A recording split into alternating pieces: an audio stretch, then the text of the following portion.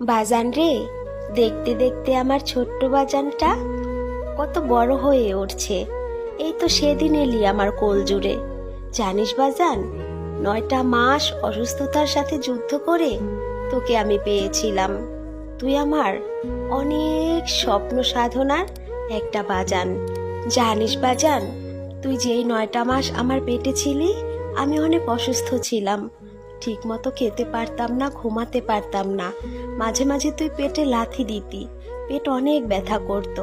তবে এটা ভেবে খুশি হতাম, আমার বাজান আমাকে লাথি দিচ্ছে, তার মানে আমার বাজানটা আমার পেটে সুস্থ আছে। কবে দেখবো আমি এই বাজানটার মুখ?